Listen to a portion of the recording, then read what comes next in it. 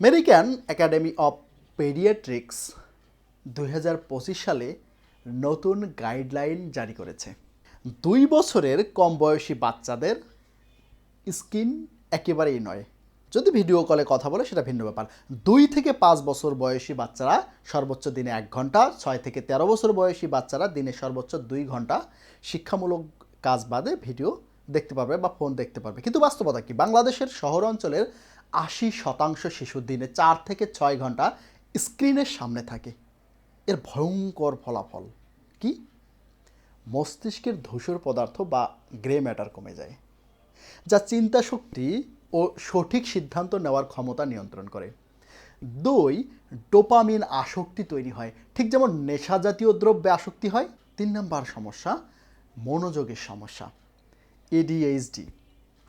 বাচ্চা 5 মিনিটের বেশি কোনো কাজে মনোযোগ দিতে পারে না। 4 নম্বর, ঘুমের সমস্যা, মেলাটোনিন হরমোন ক্ষতিগ্রস্ত হয়।